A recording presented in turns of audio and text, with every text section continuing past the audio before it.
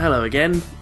We're back, SWA podcast, and we're here to talk about what's been going on since WrestleMania 34. I'm Reese, and with me, as always, is Harry. Say hello, Harry. Hello, Reese. You okay? I'm good. You okay? You good? Yeah, good. Yeah, we're in the middle of our British. Is it summer or spring? It's early May. It's not anything. We have summertime in this country. Everything's going to be fine. Small window, as we say, and then we're back to the grey. Everything's fine, but is everything fine in the world of WWE? And just to be clear, we're talking about in-ring. We're not talking about the fact that their stock's probably quite good, and they're probably going to make an awful lot of money very soon when they announce their new TV deals and whatnot. And, you know, financially, they're probably the strongest they've been in a very long time. But in-ring, I think we could both agree, Harry, that it's been a bit shit. Well, we were going to review the greatest Royal Rumble, but I'm kind of glad we didn't have to do it after all that, even though I wrote extensive notes. And then we've just had Backlash, which is traditionally, I always associate Backlash with like 2000 and 2001 and 1999, where they were actually very good pay-per-views. When they were like great pay-per-views. Yes. I always remember the Backlash 2000 was the pay-per-view that basically should have been the WrestleMania 16 card. Yeah, exactly that. Because Triple H retained the four-way, the bullshit fuckery four-way. Yep. A McMahon in every corner. The one that The Rock should have quite rightly been crowned champion, and then he obviously goes and does it at Backlash. But wasn't that always because McMahon thought it was too obvious that The Rock will win? I'm not actually sure, to be brutally honest. I think that's one of the You're always going to get the stories of like, well, Triple H basically said, you know, Am I going over? Am I going over? Come back with a script where I go over. That's a terrible Triple H impression. Well, yeah, quite possibly. Yeah. Got to get better at them. Anyway. Well, so let's start there then. Let's go Greatest Royal Rumble. Let's run through this very quickly. Well, not very quickly. Let's just be brief enough. So, a bit of a background. Basically, Saudi Arabia appears to have some. Well, I don't think it's a new leader, but a bit more of a maybe modern progressive leader. So, women can drive cars now as of last year, and I think there's less public beheadings, but don't quote me on that. So, the WWE, who are in the middle of a women's evolution or revolution or whatever the fuck you want to call it, have popped over there with no women on the roster, which has caused quite a lot of backlash, actually. What did you make of the backlash around the lack of women, or well, the fact that they're not even allowed to be on the show? Again, I've known about Saudi Arabia for about, I want to say about 20 years, so this is not news to me. I think a lot of people are quite shocked that there are cultures out there that are what we would call backwards. Are you trying to say that Americans have popped their heads out of their little bubble and maybe they've only just realised what the rest of the world can be like? Isn't it like a statistic, like 90% of American people will never leave America? It's something like 60% don't have a passport, but that's still a shocking amount of people, yeah. But that could be completely wrong. It might be 40%. That's still way too much. Anyway, please. But bottom line, there are countries out there that are very different from America. Saudi Arabia is obviously principally one of them. They're a very rich nation. Their market and spin is, I think they're approaching a sort of a turning point in terms of oil. So now they've realised they've actually got to progress in some degree. They basically want to become fucking the Emirates, don't they? Let's just say that. They want to be a nice touristy attraction. Are you subscribing to the peak oil theory? Yes. I've seen enough Adam Curtis to think that this is probably going to happen. Yeah, I think that's right. They've got some kind of, I don't know what their leader is called. I'm showing some ignorance there, but Abdul? No, I mean like in terms of the title. Prince Abdul? Yeah, let's go with that. That doesn't sound racist at all. No, it doesn't. So, Sorry. so yeah, I mean they're doing this, they're doing that. One vibe I got from this show was propaganda, basically. Oh, fucking hell. It's My been a good long time since we've had good old propaganda in wrestling. Michael Cole has basically shilled the nation, the Saudi Arabia to everyone as this fucking free-loving, beautiful republic, and you could see how forced and, in some cases, quite uncomfortable they were just Reese, constantly reading this Reese, script. But yeah, it Reese. was. Look, we had a nice promo package. There was a woman there that said, Saudi Arabia is great. That's all we need to know. Saudi Arabia is probably a fantastic country if you're a certain type of guy. An A only guy, guy. Certain type of guy. I'm sure others would. rich guy. Rich guy doesn't cause any. Doesn't make a scene about anything. Keeps himself to himself. Mm. Well, also, I was just going to say politics aside, but Sami Zayn didn't wrestle on this show. No, that's because he's of Syrian descent, and he's Very openly Syrian, isn't he? Yes. yeah, but he's also from a branch of Islam that is very rare, I want to say, and probably would not be very appreciated in Saudi Arabia. Oh, I I can't believe remember what it is. there are tensions between Saudis and maybe a certain part of Syria. I say I'm not. I think they're in a proxy. They're in the proxy war, as everyone would always famously say. But yeah, so he was Saudi Arabia are effectively at war with Syria, but they're using other countries as their proxies. Yeah, so he wasn't on the show, and it's pretty much implied by certain commentators that it was because he wasn't allowed. So that's another one. So politics aside, what did you think of this show? This was the greatest spectacle of a house show ever. It was like the most expensive house show I've ever seen. And it reminded me a lot of the old UK pay-per-views we had in the Attitude Era. I agree with that. Shocked that it went on for as long as it did. The only point of notice would be the tag title change, but the rest of it is just utter filler. Yes, speaking of filler, let's just run it down quickly. John Cena and Triple H opened the show, jerked the curtain. This was just a match, really. A near 16-minute opener, which was okay. Fairly decent pops for John Cena and Triple H. This was okay. This match threw me off because Cena got such a good reception, and I've put it. Cena comes out to his most positive reception in 13 years, and there's loads of pyro. But the match, as you rightly say, was one. It was sloppy, which I've been putting down to the fact that most of the guys on this have probably got severe jet lag, and they've had to travel halfway across the fucking world to get here. And it's very hot in the ring as well, like very hot. Yeah, ungodly hot.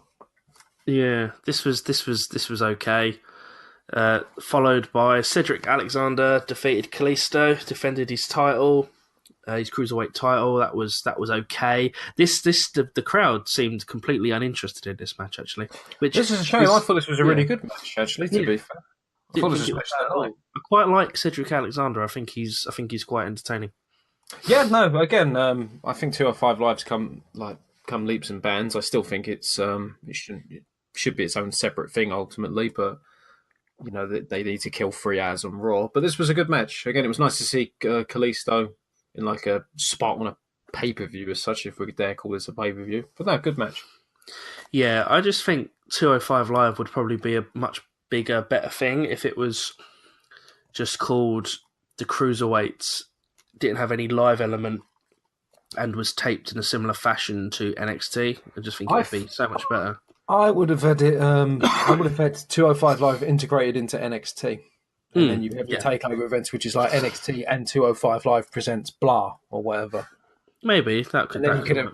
And then you could have like the Cruiserweight Championship and the NXT Championship competing for like main event level status on each show, which I think would be it's like a mini brand split as such, except talent can be switched between it because obviously there are talent there in the 205 Live that would be able to compete for an NXT Championship. Yeah, I could get on with that. Armchair booking anyway, but they won't do that, as always. as always. So Bray Wyatt and Matt Hardy won the vacant Raw Tag Team Championship against the Bear. Cesaro and Sheamus now off to SmackDown. They were already on SmackDown. I know, so this is dead the obvious. this is the bollocks Bray Wyatt Orton thing. Right, yeah. So Bray Wyatt and Matt Hardy are the new tag team champions on Raw. That's a thing. Yeah, That's cool. both teams are capable of much more. I've put in here. It was okay. Nothing. It was a lot of showboating, and delete is over. Yes.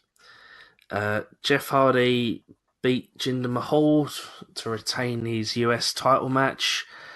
This got 6 minutes. This was a thing. This was okay. It was dead obvious again because both guys have switched to different brands, so they'd be mad to change the championship. Mm-hmm. I can't help but think that backstage Vince was like, Jinder's going to get cheered because he's Asian, not realising that that's incredibly fucking racist and not, Jinder's Canadian and Indian, not Arabic. Right. Yeah. This was followed by the Bludgeon Brothers. You've missed the propaganda. You've missed the propaganda segment. Well, yeah. So there was the propaganda segment. We did cover. I covered it earlier. I know, but you need to make note because we also get our backstage interview with Jericho. He's a big return to WWE. I've put on here backstage with Jericho. I've put backstage with Jericho, who, to quote Alvarez, is just a massive geek. I miss arsehole Jericho from New Japan. Yeah, there was. So this was when the prayer happened, which triggered a lot of "Make America Great Again" dickheads on Twitter. So yeah, they had the break for prayers, and this was when they did their propaganda, and also when they did the So the Jericho interview thing, which wasn't shown on the screen in the arena, and obviously I don't think anyone told Jericho this. So he would say a line, expecting response. Like, he'd say a line and then give the kind of the time for a response, and it was just really weird and awkward. And he put loads of people on the list and stuff. This Jericho's loved by all, but I think certainly by those who watch New Japan and WWE.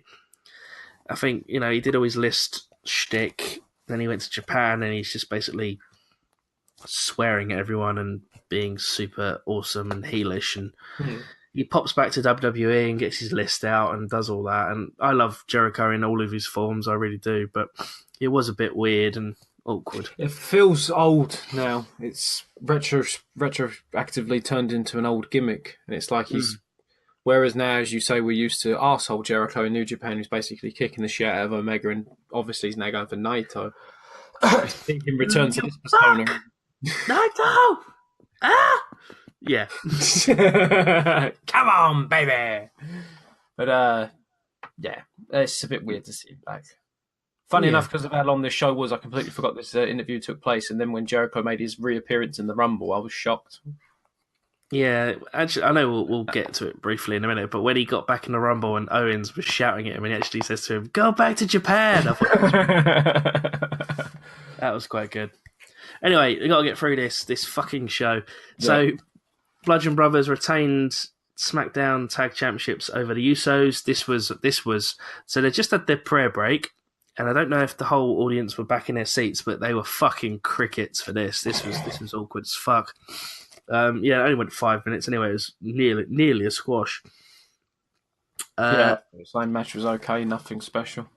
4-way ladder match for the IC title. Seth Rollins defeated Finn, Samoa Joe, and The Miz. This was one of the safest ladder matches I've ever seen, but it was still very good. And there were still quite a few spots that were quite dangerous with the ladder, as you'd expect, but it was conducted very well.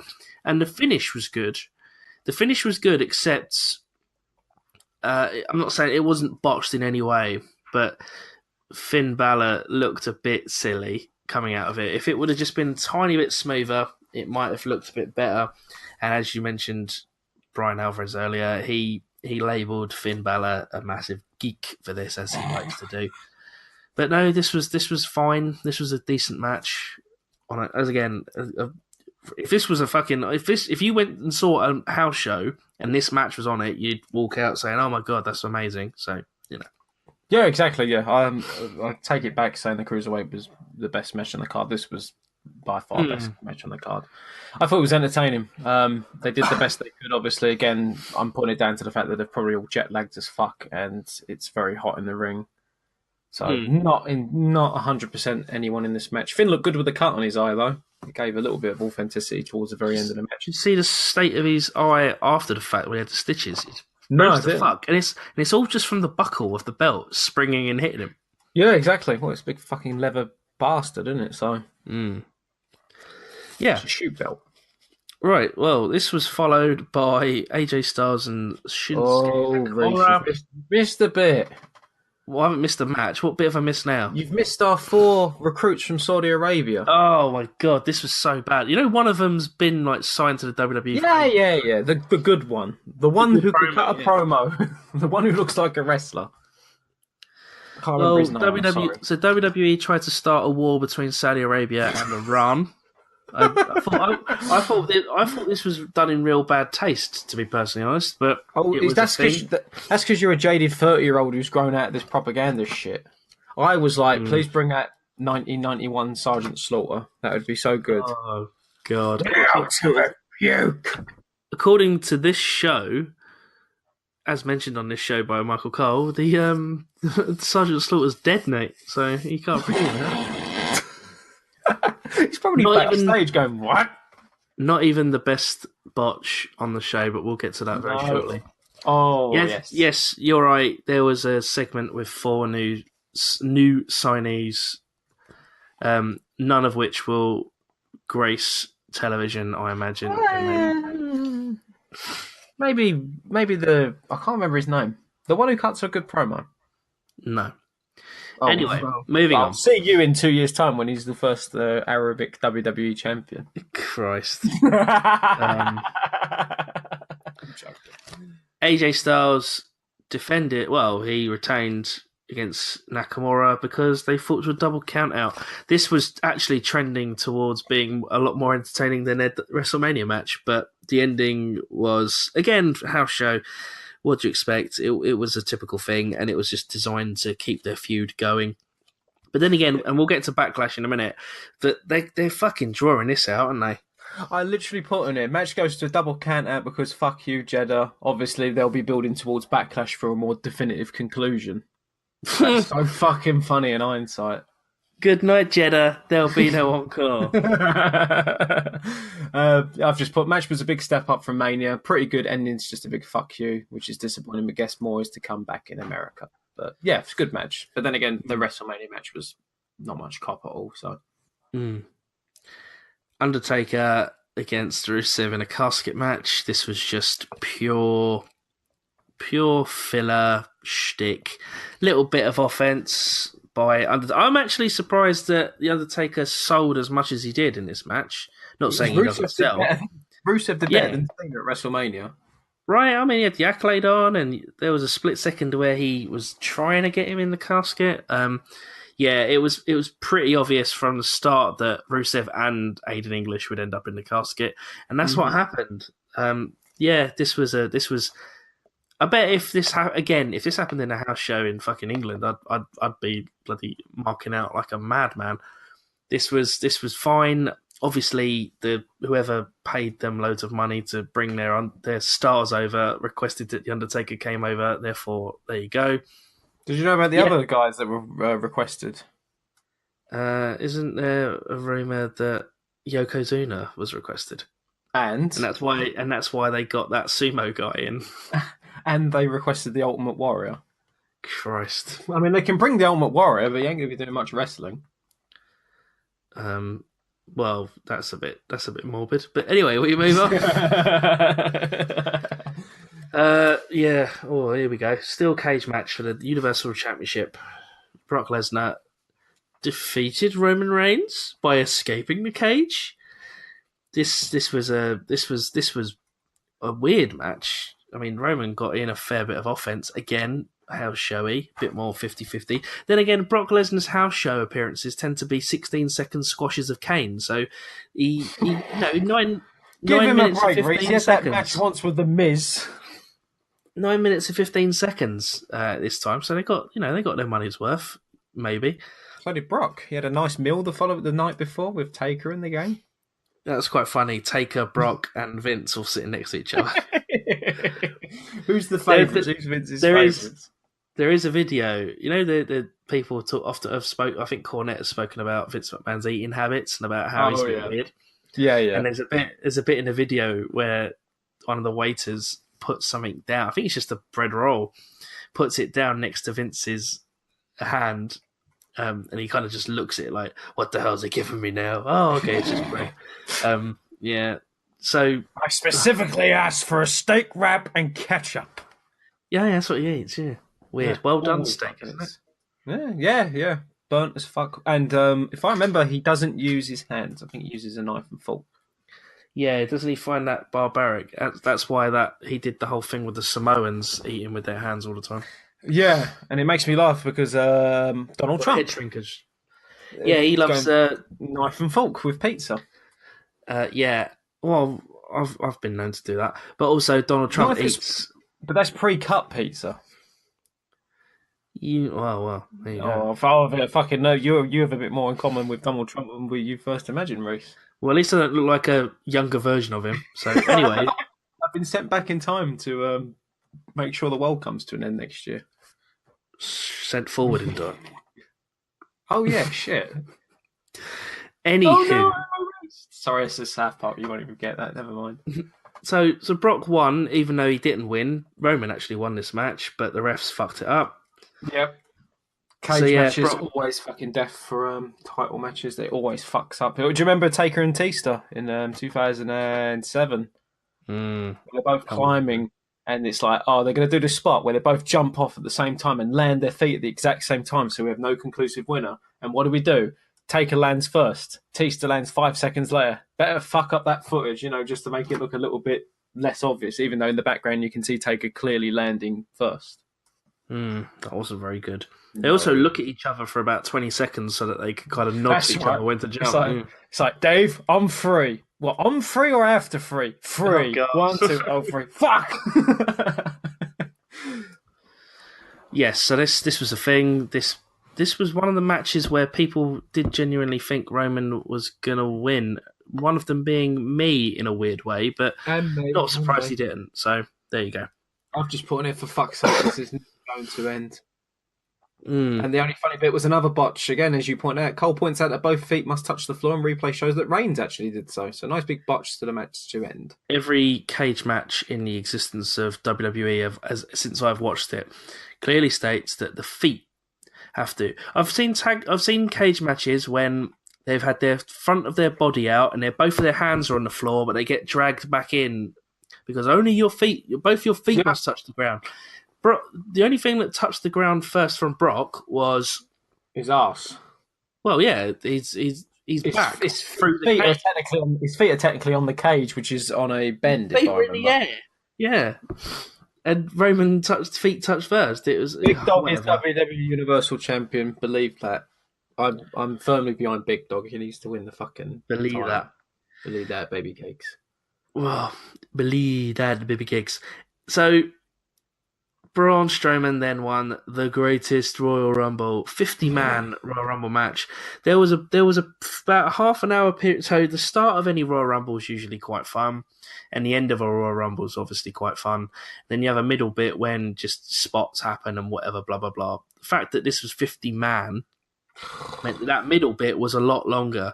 So there was a period of this match where I was just like, "Fucking make this end." But it had a good ending. I thought the last 10 minutes of it was actually quite well done. Daniel Bryan did what? He did like an hour and 10 minutes, I think.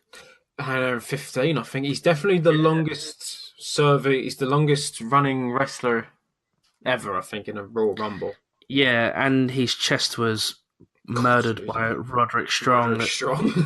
But I thought that would happen when they got in the ring, because obviously they had a really good feud in Ring of Honor years ago. That was quite a big feud in Ring of Honor for the old Ring of Honor World title. And so when they got in, obviously Roderick Strong starts chopping him, and it was just like shit out of him. No, but it was Brian probably said to him when they were Oh, going. yeah. He was probably told him to do it. He was like, "Fucking smack me up," you know. So yeah, it was interesting, and it's probably more famous for the Titus O'Neil slip botch, which is the greatest thing ever.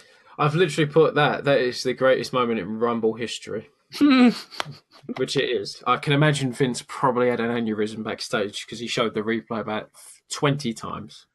Yeah, and they've also made it part of his gimmick that he's clumsy. He's got a T-shirt, which means now it's ruined. It's permanently ruined. If he's got a T-shirt and it sells a few and he makes a few quid, then he won't regret it, will he? No, exactly. I mean, it's the most relevant thing poor Titus has been given for years. Mm. It was funny.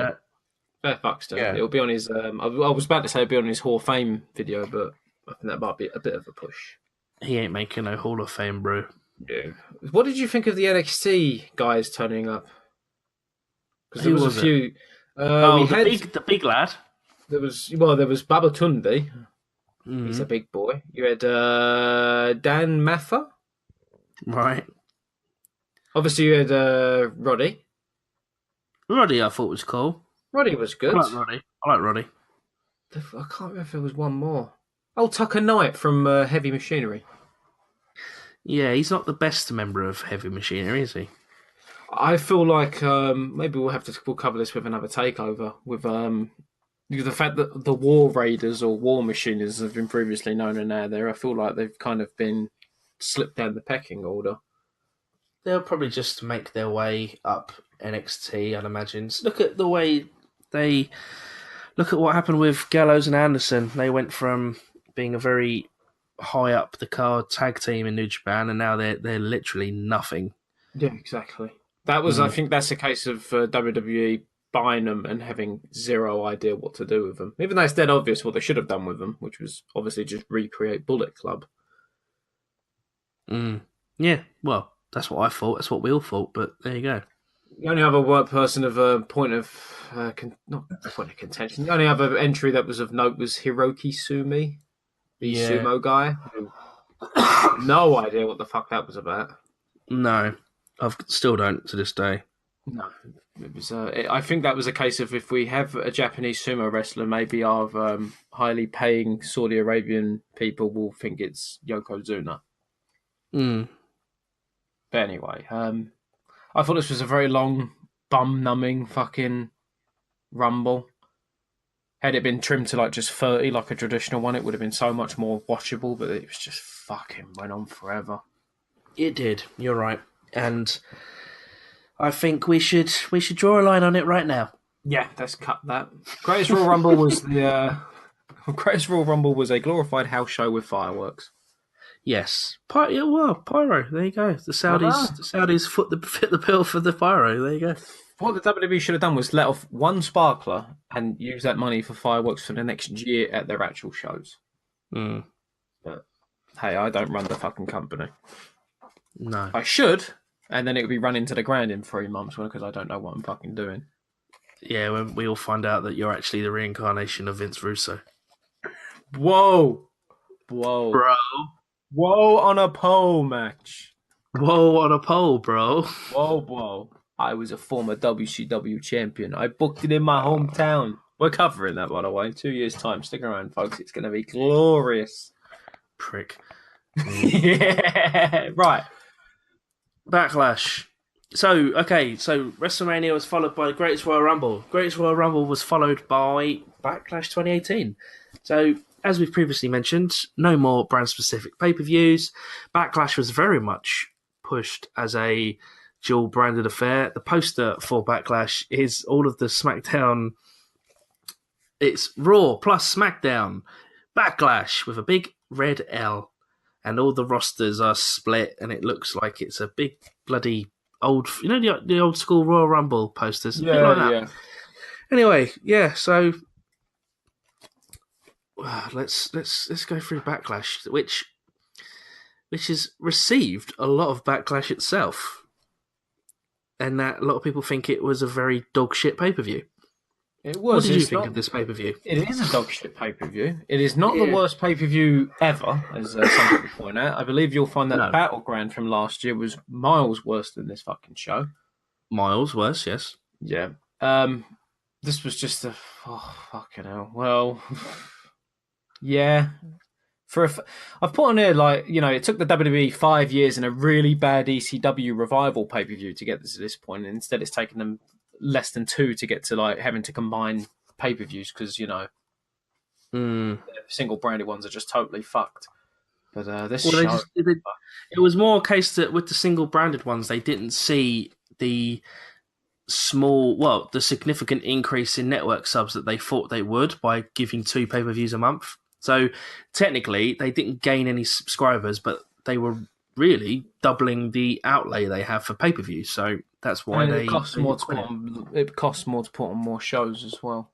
Yeah, And of I know course. I mean, they'll obviously spin this to say that, oh, we're doing combined pay per views every show, which means, there's extra value now in these shows as opposed to what they were previously. But I don't know. It's just with Brock as Universal Champion, who only turns up once every 3 months or so to have a 10-minute fuck about. hmm. Just, oh, well. If this is a sign of things to come, this is going to be a very, very bad year for WWE in terms of quality of wrestling and storylines. But hopefully, this is just setting the bar so low that everything afterwards seems a bit more optimistic. True. Well, let's like we did with WrestleMania. Let's just start with main event, and I'm just going to ask you a few questions here. Okay. Why was this match shit? Another question for you is why did it go on last? And the third and final question is, are they going to give up this Roman Reigns thing soon? Because it's starting to really, really, really badly damage him as as someone who I really enjoy watching wrestle, and I think has come on leaps and bounds in the last 2 years as a wrestler. But it's just this thing with Vince is just killing him. I know. I don't know why the match was shit, but it was. It was definitely Joe's worst match he's had since joining the WWE. Do you think that they sent him out there to look? Do you think they sent him out there with the old meme of make Roman look good? Because why is he doing? He's the Samoan wrecking machine or killing machine, whatever the fuck his name is, and he's doing fucking rest. Yeah, that's the one. And he's doing rest holds and chin locks. And there's that bit where he's doing. You've seen that clip of when he's doing the chin lock. Oh yeah, and they're chanting boring, and you can actually see him laugh, and then you can actually see he mutters something to Reigns. I get why they did it. It's basically because they know that the audience is primarily going to be behind Joe. So Joe has to wrestle like this to try and get the audience to turn to him. The problem is that would imply that the audience doesn't have two brain cells to scratch. The audience is going to cheer for Joe regardless of what he fucking does, because as much as I and you like Reigns and we think he's been, he's the big dog, they will never fucking forgive him the way it is. And the bottom line of this is that this is a combination of a disinterested crowd who are having to see Vince's mad idea of we will rebuild Reigns back from the WrestleMania and Greatest Royal Rumble fallout, and he will bulldoze through this non-Vince creation who has to play a bad heel in terms of doing all the rest spots in a slow, boring match that does no one favours. Joe just looks he looks out of shape because of all the rest spots, which is a disservice to him because he's one of the best big men in the entire industry at the moment. Mm-hmm. True. Reigns just looks bad. It just looks like he only has the little comeback at the end, and it's like I hate going back to this because it's all I watch now on the network from like 2006 and 7 Cena, who would also get the like 7 shades kicked out of him, and then he would just mount a comeback at the end and would win. Hence the whole Super Cena meme. Similar to that. I just put crowd is restless. This is not the match they wanted. Reigns wins with a spear. Crowd wanted a brawl and got a story instead. Yeah. Why did this go on last, do you think? I mean, obviously, main event, Roman Reigns. Main event, Roman Reigns. I think it's primarily that. Raw is Vince's baby, as it always will be. And I think the main feud on Raw, just because Lesnar's not there, has been this one. So therefore, this takes preference over the WWE Championship, which is really fucking sad, considering that this and another Raw feud finished this show. This match certainly shouldn't have finished. That That's was a true. bit. Yeah, that's absolutely true. And ultimately, in a testament to how bad the show was booked, what would you have preferred? The WWE Championship to get to a big fuck you finish to finish the show, or would you rather have at least a conclusive match where there is a Well, decisive winner? well, Meltzer said this. Meltzer said that it needed to end like these things tend. Sometimes they need to end on a clean finish. So that Yeah. element of it, I get. But I also, we'll get to it in a minute. I'm a bit confused why they've got nothing. Is there no one else for AJ Styles to wrestle with? So they have to push this feud with Nakamura even further. But anyway, With regards even to the, this, even the Miz came out, I think today, and said that it actually annoys him that the WWE Championship doesn't headline a show. which is absolutely true, it is their most prestigious title. I know, again, Raw is Vince's baby, and the lead championship on Raw is the Universal Championship. But the WWE Championship has been there the longest. And ultimately, if it is being defended on the show and it's your lead world title for that particular show, it should take preference unless there's an exception. Which in this case, Samoa Joe versus Roman Reigns, because it's been a feud for the last 3 or 4 weeks, is not the case. Mm. But that's just the thing. I think with regards to Joe and Reigns, it should have just been a 5 minute monster brawl, and both men should have just looked like killers, and Reigns would either narrowly win to extend the feud or be decisive. Instead, we got a how long was this match? Which one? Sorry, Reigns and Joe at Backlash. 18, 18 minutes and 10 Fucking seconds. hell. Well, they should have been cut in at least half. That's all. They should Yes. not have done the route of have Joe do rest spots to get heat. But no, it was a bad match. It was a bad way to finish the show, but it was a bad match. Not worthy of the effort Joe has put in for the promo, the promos he's been doing recently on Raw and SmackDown. Very true. Right, well, yeah, that was that match, and it hasn't gone down well. Let's just say that. No, that's all. No. Right. So. Uh, we had a pre-match match, which was Ruby Riott against Bayley. Meltzer said this is possibly one of the worst pre-match matches he's ever seen, ever. You didn't see this, I take it, no? Even though we were on Bank No. Holiday. Also, just to do a little quiz for you. How many stars did he give Reigns and Joe? Me guessing because I don't even read his star ratings. I know what it is. He gave it 2. 1.5 stars. Oh, there you go. You got it wrong anyway. But yeah, 1.5. That's probably fair. That's Hmm. probably fair. It was a fucking bad match. Anyway. He gave Pre-show. Bayley and Riot 1.5 as well. I watched this match. It was notable because Riot's hairband came out, so she looked a lot like Paige for the match.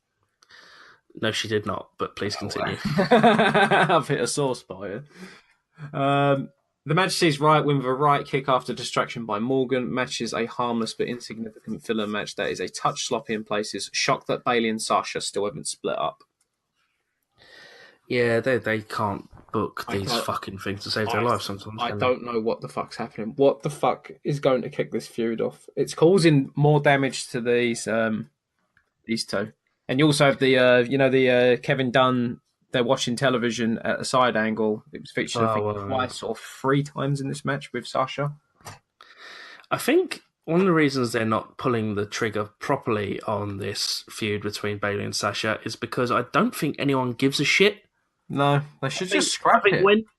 Well, how many times have they, shown friction and to the fact where they're friends, but they've hit each other and tried to beat each other in these matches, and yet they haven't actually pulled the trigger. So I think it's just because none of these interactions really, none of them have particularly garnered any real interest from the crowd. So I just think, well, fuck it. I know, and in previous feuds, if they didn't work, Vince would just say fuck it and cut it or stop it, and it'd just be one of those weird things. Where it's like, oh, do you remember when Bayley and Sasha had that 6-week thing where they were teasing a feud and then no one gave a shit and they just thought fuck it. But we're still here. I mean, I can't even remember when this fucking started, and here we are in May, and it's still not happened yet, and no one gives a fuck. Yeah.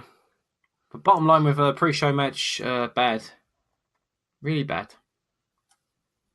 Yeah, well, there you go. Opening match of the main card Seth Rollins defending his Intercontinental Championship against The Miz. This was a great match. Yes, Jesus. This was a bright spot in a very dark pay-per-view. How many stars do you reckon it got? Because it's The Miz, three and a half. No, he gave. Right. You're wrong by 3/4. He gave it 4.25. I bet, to quote Pritchard, if it was in the Tokyo Dome and if it was Okada, it would have got 5.5.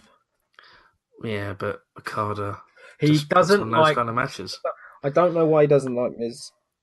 Did he shit on his cornflakes or something 10 years ago? On a related but unrelated note, how many stars did he give Okada vs Tanahashi at Wrestling Don Taku Night 2? You just said it. 5.5. 5.5. Fucking hell. Meltzer shooting on his own rating system, baby. This was actually a really good match. I think Seth is, you know what, we always say that AJ is the best wrestler in the WWE, right? That they've got. He's like their representative in the best in the world category. I think right now, Seth is the best wrestler in the WWE. I think he's just on absolute fire. In terms of consecutiveness, yes, because AJ's he had Greatest Royal Rumble and he had WrestleMania prior, whereas Seth has had the ladder match at Greatest Royal Rumble, which was good. The WrestleMania match was great. Yeah, no, I fully agree with that. Unless AJ... Yeah. But with Seth, it's like, why the fuck isn't this guy just champion? Doing this, they could literally have their own Okada if they wanted to. Yeah. I think since they gave him the curb stomp back, he seems to have kind of kicked into gear again. You know? That and fair fucks to Miz as well. I mean, not to downplay him, but his role in this match was great. He was a good, credible threat. You're right. You know, The Miz, I think The Miz is... we've said this many times on these podcasts. We're fans of The Miz. Yeah. We don't understand the vendetta some people have against him. Alvarez, cunt. I'm going to cut it out. Yeah. Sorry. The Miz in another good match. And he was also good in the ladder match in Saudi Arabia as well. And he was also good in the triple threat match at WrestleMania. And he's good on the mic. He's good in the ring. Seth's good on the mic. And Seth's good in the ring. And they put together a really good match. The match of the night for the Jericho of the main card. And there you go, you know. Yeah, I've got no complaints about this match. Both men look credible. It was nice, technically, crisp action. Big thumbs up from me. I just wanted to make a quick point about this as well. Unrelated to the match, but it was, where is it? Coach says Miz takes advantage on focusing on Seth's knee. Coach says a knee injury is the worst. And Corey's like, okay, it can be. Because obviously, you know, there's probably much more worse injuries like involving necks and brains that might be much worse. Penises. Yeah. And Joey Ryan's not on this show though, so that's all right. Good reference. Good. Nia Jax against Alexa Bliss. I suppose this is Bliss's rematch from WrestleMania. This was short and sweet. This was a match. Yep, short and sweet. Bliss apparently, I think Bliss is injured, or she got injured here, or did she get injured on Raw? I don't know. I really don't know. That would explain why she's not been in any matches, I don't think, up until this point. No. The rumour is that she had a boob job, breast surgery thing, and that's why she didn't wrestle up until Backlash. Oh, really? I don't look in that sense. Oh, don't even. I literally haven't. Has she had a tit job? Because I know the Iconics did. They did. There you go. There's your women's revolution, boob job, folks. There we go. There's your women's revolution. They still feel like they have to have tit jobs to get far, which is wrong. Don't open that kettle of fish, because I was going to say we can't judge women on their looks and how they feel. No, that's what I'm saying. How they interpret beauty. Well, God, we're becoming the Attitude Era podcast. No, but I'm just telling you now that shouldn't be in an organisation which is pushing women supposedly, ignoring their Saudi Arabia trip. and there's a revolution, and Ronda Rousey's the future of WWE, and blah blah blah blah. They still feel that they probably have to go and get their tits done in order to get noticed or get more of a push. I don't know. That's just me assuming. That just might be them. I don't think in their right mind they would ever convince a woman to have a tit job. Oh, I don't know. But let's not open that can of worms. I think we would have Right, heard about it by now. let's do it to it. Jeff Hardy against Orton. This was shit. Yeah, fuck. US title match. I think if you gave these two a bit of freedom and more than 12 minutes, they could probably put on quite a good match. This was quite odd. It had a clean finish. I mean, so technically this feud should not continue because it was a very clean finish. Jeff went over. That was it. Yeah, I've got literally here harmless nothingness. Hardy wins with a swanton. It was nothing. Fuck's sake! It's like Orton's obviously spinning his wheels at this point. Hardy's stuck with the mid-tier title. It's just nothing match. It's like fucking this match 10 years ago would have been old as well, and now it's fucking even older. Yeah. Yeah, it was weird, but yeah, fuck it. We move on to speaking of weird, yes. This match is very odd. It's Match. I thought we were going to talk about Elias's little gig. oh god, I don't want to. It's so bad. It's so cringy. Why was there a Raw segment on my pay-per-view? Because it's a dual brand. Oh, you mean it was for TV? I don't know. I've got this. This was a 3.5 hour pay per view, and it could have been nearly 3 hours if they just cut the shit. Elias comes out. What was it? Elias comes out and tries to do his gig. You know, he gets cheered until he has to. Yeah. Yeah. Elias has his gig, gets interrupted first by New Day, then tries to continue, gets interrupted by Rusev, tries again, gets interrupted by No Way Jose, and then finally Bobby Roode nails a glorious DDT and then does a dance. What the fuck is up with the dance? I don't know. If this was to get everyone a pay-per-view payday, it was not worth it. These shows should not be 3.5 hours. No, it was just weird, and I think less said about it, the better. Apparently, I was listening to Observer Radio, right? Mm-hmm. And I can't remember. Maybe it wasn't the Raw just gone. Maybe the Raw before. I can't remember which one it was. But anyway, Elias got a win on Raw, and Alvarez, in his usual weird self, was like, "Why are they giving this guy a win?" And Meltzer said that they actually, people he's talked to at WWE actually think Elias could be a superstar. And I was kind of like, you know what?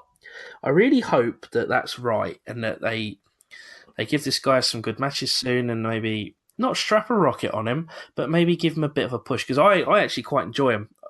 And the whole Walk with Elias thing, I like it. I think it's a good gimmick. It's fun. And then you just watch this shit, and it's just like, for fuck's sake, this is pants. This is so bad. I know. Again, as I said in a previous episode, like Elias in his current persona is very similar to Cena back in 2003 with his rapper gimmick. He just does a bit of fluff for a couple of minutes. Everyone's thoroughly entertained. Obviously, Cena didn't get trounced on pay-per-view by like 7 different interruptions or whatever the fuck it was. But there's no telling. Yeah, exactly. Well, it was a good gimmick. I don't know how far they would want to go with Elias. I'm still thoroughly entertained by him. I'm not on the mindset of the infamous, Alvarez saying, he's great, and then the wrestling begins. And it's like, no, he's quite safe. But as you say, if they build him up organically, then he could be something special. The obvious fear being that Vince will take a shine to him and then push him to the fucking moon, and then everything they've done to set him up will be ruined because the fans won't get behind him, a la Roman. His crowd reaction is like the crowd are begging for him to be more of a tweener. Yes, they are. He's obviously a heel, and he actually gets really good receptions, and he only starts getting the obviously crappy heely boos when he starts really running down the town they're in. Yeah, sports teams, typical cheap heat. Yeah. If you just had him. It doesn't have to be a face. I think if he just was like an arrogant musician who was more take away the crappy, corny digs at hometowns and just let him get the pops and stuff and the good reactions, I think he'd grow quite well. But what do we know? Yeah, exactly. Armchair booking, man. What do we Yeah. know? Yeah, okay. So this was followed by Daniel Bryan against Big Cass. I believe it's Yes, spelled dear. Big Yes, Ass. yes, listener. Daniel Bryan is currently embroiled in a feud with Big Cass. Big Cass is that 8-foot lad who used to have Enzo Amore talk for him because he can't talk, and he also can't really wrestle that well because he was a hot tag wrestler and just come back from a very bad knee injury, and you don't get to do a lot of training when you've got a knee injury. This match was 7 minutes of garbage. It was mostly Daniel Bryan getting in his usual good little fiery spots. Cass would occasionally kick him, do really weirdly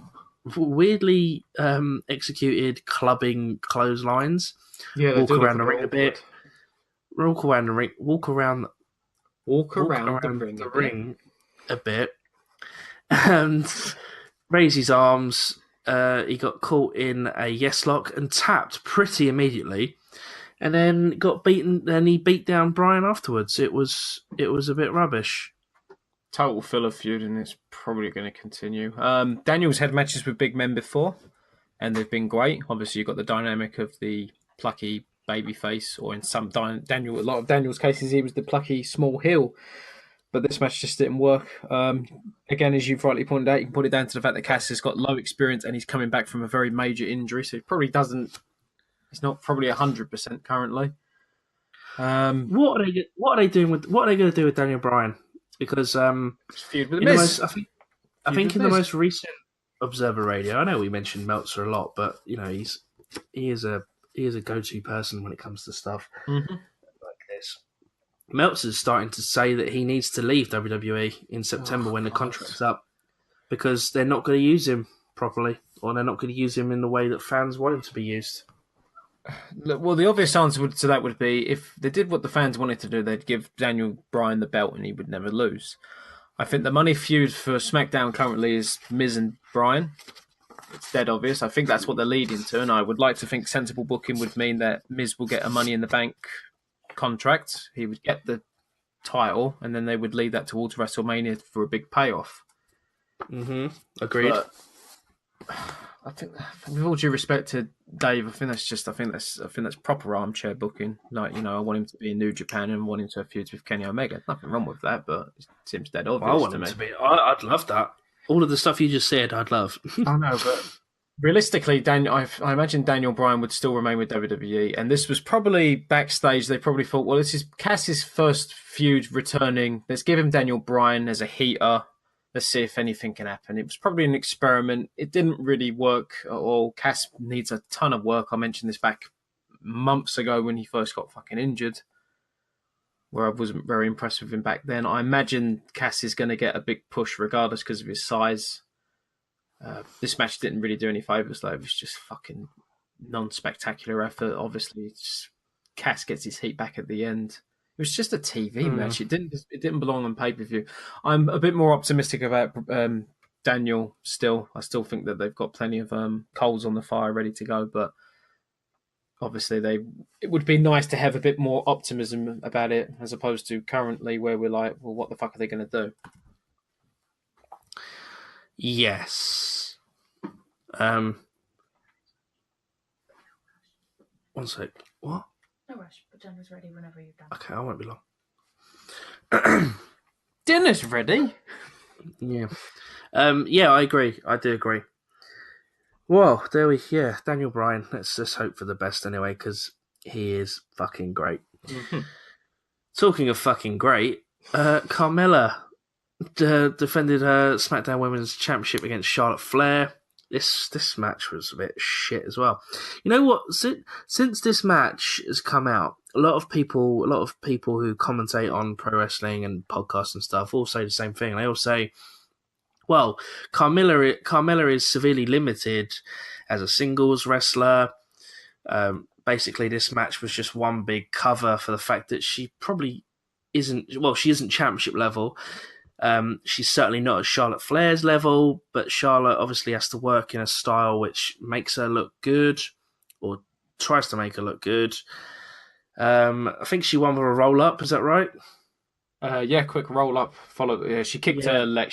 Basically, the entire thing That's it, was Charlotte missed a moonsault, landed on her leg awkwardly. Carmella kicks her in the leg and does a quick roll up for a 3. The only thing I have to say is why have they put the belt on her? Also, what does this does nothing for Asuka. You know that? It really does nothing at all for Asuka or Charlotte. I I just think this is rubbish. I honestly think this is so rubbish. I think because obviously Carmella won cashing in the Money in the Bank. I feel like they wrote themselves into a corner because I think they would have received a ton of shit if they basically had Carmella lose the first cash in, because they would have been like, well, it's the first, so it should be a given. Well, okay, if it's the first, then maybe she shouldn't win it by a man getting her the briefcase. Oh, well, that's a different thing. They did rectify that on SmackDown. I think they realised their fucking dreadful mistake afterwards. But with I've always been a bit of a soft spot for Carmella because I've ever seen some of her work on NXT and thought she was actually quite impressive. This match, however, I mean, it's come out now that Charlotte Flair's got a ruptured breast implant as well, so she was definitely not 100% in this match. But regardless, Flair looked great as always, and Carmella seemed to struggle with things like fucking hair pulls and stuff. And it's just, the match was okay, but as you rightly say, Carmella does not look like a world beater. Obviously, SmackDown's women division is now going to struggle because Charlotte will have to go off at some point. Asuka, they're probably in the process of having to rebuild her because she's lost now twice, I think. Might even be more than that because she lost a tag team match against the Iconics as well. Mm-hmm. But I don't know what they've right again. It's boiling down to Carmella's title reign is basically the byproduct of them writing themselves into a corner, and I dread to think how long this is going to last. I'd love to be proven wrong because I do think that she did have some decent matches in NXT, but thus far since she's graduated to the main roster, there's been very little positive to say about her, which is a shame as well because she's a good talker. But in terms of in-ring action, there's not much else to say about it. It's just not good enough. Yes, I agree. Shall we move on? Yep. Let's get to it's something I thought I'd never ever have to write. Can AJ Styles and Shinsuke Nakamura have a good wrestling match? Outside of New Japan. This was I thought this match was really good until this ending. Yeah, I agree. This was worlds apart from their WrestleMania fuckery. But this was fuck you fans, you don't know what you like. That's the sort of ending you're getting. Fuck you, Springdon. There'll be no encore. How? You don't know what you like. I know what you like. You know when shots. there's gonna be a 10 count because the referee actually starts counting the 10 in a normal way. Yeah, like So one Mississippi, when two there's- Mississippi. Whoa! When it's gonna be like everyone gets up at 9 or gets back in the ring at 9, it's 1,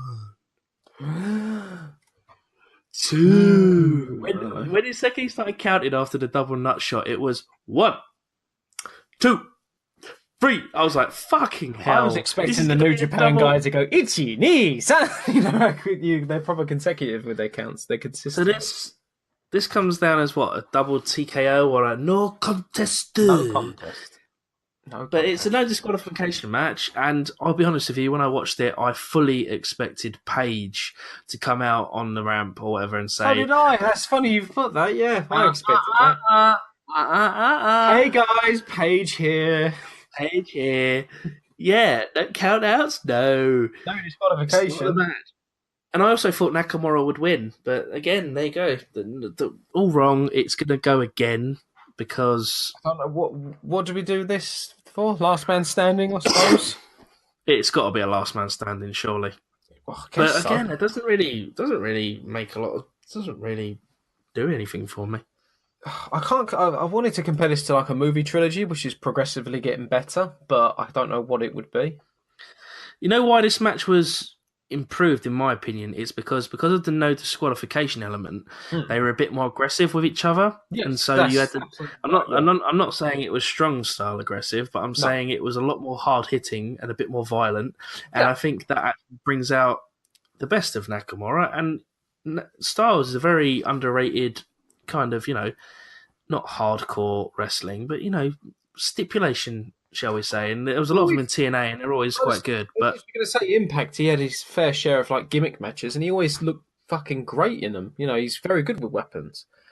But I thought this was a massive step up from WrestleMania. Again, Styles gets lucky juice. He gets like a graze on his cheek because of a stray knee by Nakamura. No, that Oh, was it's the actually chair. chairs. Sorry, you're He right. chucks the. That's right. He goes to give him a what's the Kinshasa. Kinshasa. So he goes to give him a Kinshasa, and he throws the chair at his knee, and it ricochets from the knee and hits him square in the cheek, Yeah, with cutting the him edge of up. the chair. Yeah, looks fucking Yeah. bad. Yeah, they beat the shit out of each other. Both had each other beat at one point, the way these matches tend to go.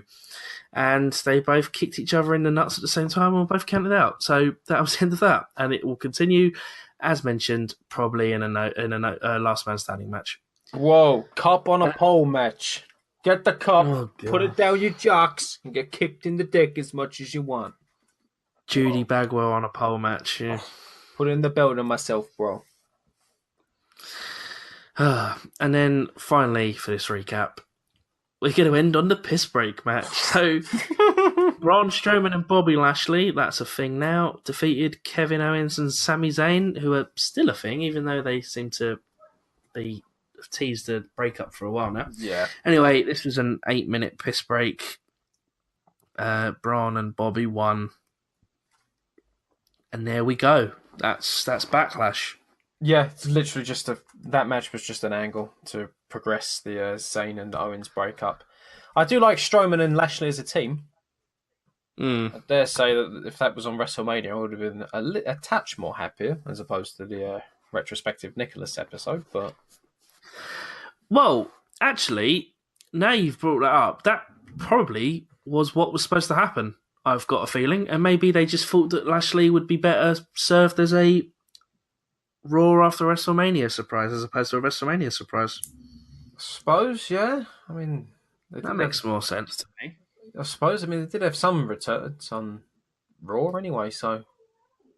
But regardless, anyway, I don't know what they're going to be doing. Obviously, Strowman, this is just a filler feud for himself. I don't know what they're planning to do with himself and Lashley for that matter. Put the fucking belt on him and not the luminous green one with palm trees on it. This fucking put the Universal title on him and let him go, please.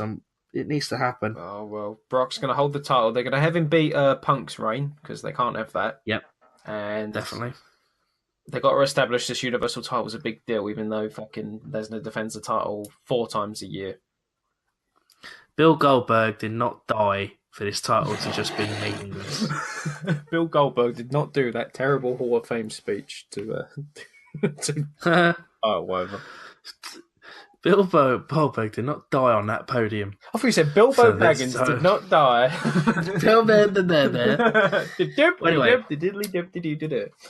Anyway. So yes, that's Backlash. The next event coming up is next NXT. I said next again. Fucking hell. NXT Takeover Chicago 2 and Money in the Bank. You said there's 4 Money in the Bank matches. Is that true? I'm pretty sure there's 2 women's Money in the Bank matches and 2 men's. Oh god. Oh my god, they're gonna. I think that's right. It can't be right, Reese. Can't they just have 3 people from SmackDown and 3 people from Raw in 1 man's match and 1 woman's match? They've done that before, haven't they? They have, but they've also done the 2 brand splits, except women wasn't a thing back then, so you only had to do 2 ladder matches instead of 4. We're approaching TNA levels of gimmick matches. You know, when they did Lockdown, it's like every match is a steel cage match. Yeah, that was because... Wasn't that because someone made a joke about it in a meeting and Dixie went, that sounds like a good idea, let's do that. Nothing wrong with baby. Dixie, my great idea. We have a pay-per-view dedicated to the cage match. Silly bitch, can't believe she fell for it. Oh god. That was a rib, and she fell for it. Much like the time. Mm. Do you remember Voodoo King Mafia? VKM. That's Yes, it. I do. And it was Michael Hickenbottom and Paul Levesque. We're challenging you for $1 million to turn up at the Oh Alamo. god. Hickenbottom, Levesque. We'll see you at the Alamo. For $1 million, Dixie actually put $1 million aside because she seriously thought they would actually turn up. Yeah, didn't they put it in a block of ice or something ridiculous? An actual block of ice. Oh, I don't know. Same block of ice that holds the Yeti. The Yeti. Right. We've gone off track. Okay.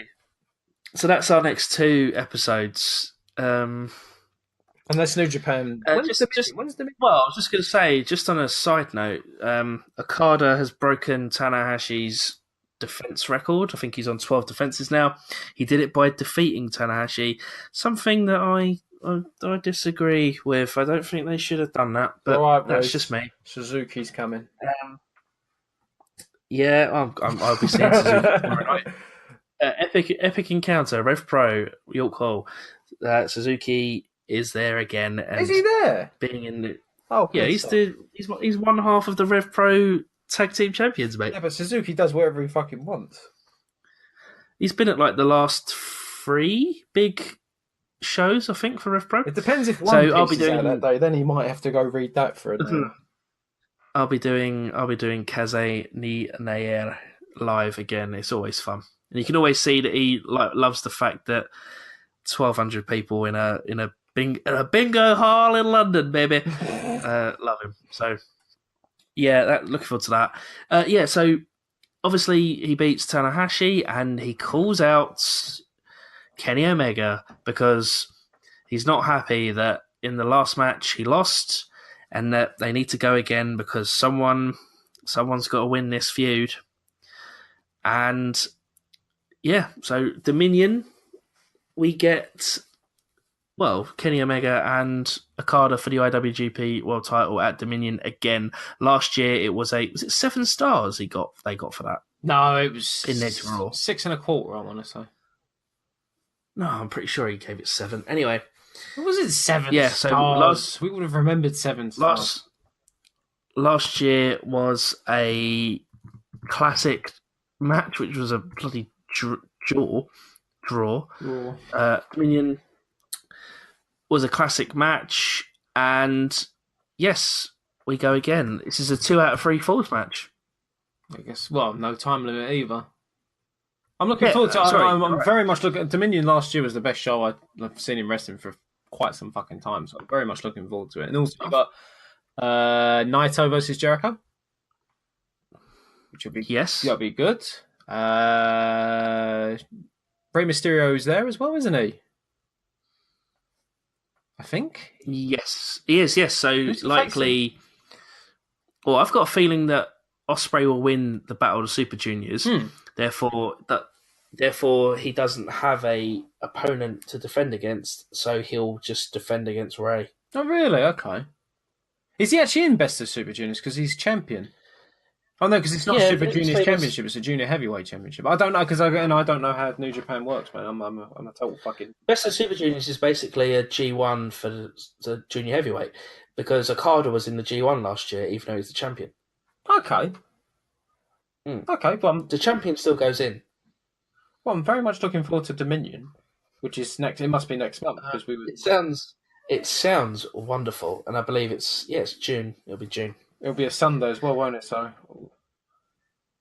Yeah, it is. I'll tell you, it is June the 9th. Excellent stuff. I'll be kicking the family out and telling them I need to watch Japanese wrestling for 7 hours. I wonder if it's going to go over an hour. But the fact that it's a no time limit match means that it has to go over an hour. 90 minutes. Ridiculous. It's like the old fucking Flair and Steamboat for 3 hours. It's going to be great. He's going to fucking kill himself. Well, we look forward to that. Yeah, so you've got Money in the Bank coming up. You've got NXT Chicago 2. And we've got the fucking Hell in a Cell retrospective as well. We've got Oh, that'll be good. Yeah. Got loads to look forward to in Smarks of Attitude. Make sure you send us your emails with episode suggestions as well, because Reese reads them every day. Every day, There we Smarts go. for Attitude at gmail.com. Along with updating our YouTube You can channel. you can also catch us at Twitter at SWA_podcast and SoundCloud.com/Smarts for Attitude. And that's us done for another episode. So thank you, Harry. Thank you, Reese. It's been fun. It has been More fun than as Backlash. always. And yes, yeah, that's what I'm saying. And thank you, everyone. We'll be back soon. See you later. See you later, guys.